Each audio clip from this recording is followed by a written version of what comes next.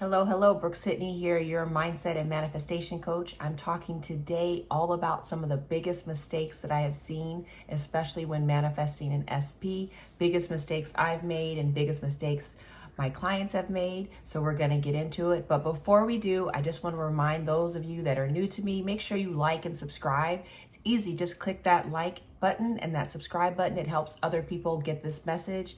And I want to make you aware that there are two ways to work with me, one-on-one coaching as well as email coaching and some Facebook groups for community below. But let's jump into it. So I really wanted to talk and kind of share some words of wisdom about some mistakes that most of us make, myself included, when trying to manifest an SP. And for those of you that are new to kind of manifestation speak or the Neville Goddard community and all of this, SP is a specific person. So whoever that love interest is for you, it truly can mean new person. So you might see that people put NP in their videos or so forth, but specific person is basically your love interest, either new or old, ex or new person. It goes either ways. But oftentimes when we are trying to manifest a specific person, we make a couple of mistakes. The first one is not focusing on our self-concept. That means not focusing on who we are in that relationship, who we have to become to have that healthy relationship, what we need to think about, the type of person that is in a healthy relationship, to have those dominant thoughts and belief systems. Most of the time we focus on manifesting that person in. We create these affirmations, we create the story. We can even, talk about affirmations and stories about whatever gap has happened or whatever fissure has occurred in the relationship. So we're so focused on the relationship or getting that person back that we're not focused on the actual creator, and that is ourself. We're the one actually creating this relationship. We're the one actually manifesting the no contact, the breakup, the reconnection, the reconciliations. We're the ones that's actually doing that. So until we actually own that power and harness that power and work on our power, and by working on it, that means start healing the things that created the relationships or has hurt us in the past, right? If we're manifesting a new person or even, I guess, an old person, we have to look at our relationship dynamics and who we are in that relationship to actually change it. So, because so often you'll manifest a person back in, or you'll manifest a relationship and still continue to have these same problems, or you'll manifest a new person in and have the same problems.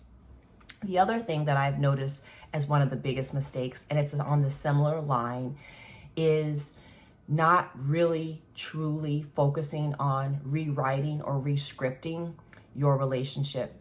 And what I mean by that is right now, in this particular instant, you need to be reprogramming your relationship. And I have a video on that, and I'll post that.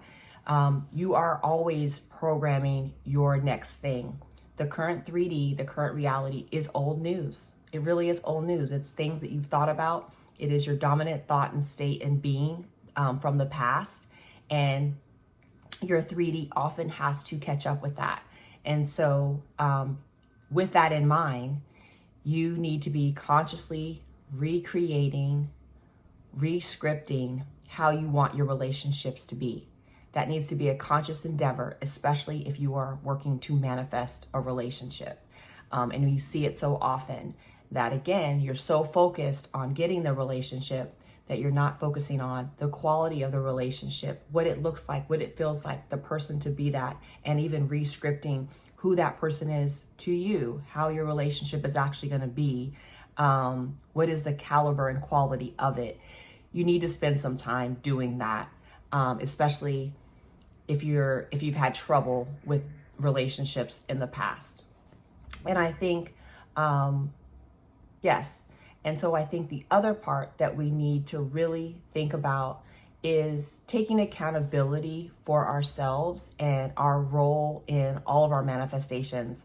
Again, when you're trying to manifest something and you're still shifting the blame to something outside of you or someone outside of you, then you're never fully going to be the creator of your reality, right? No one has control over your reality.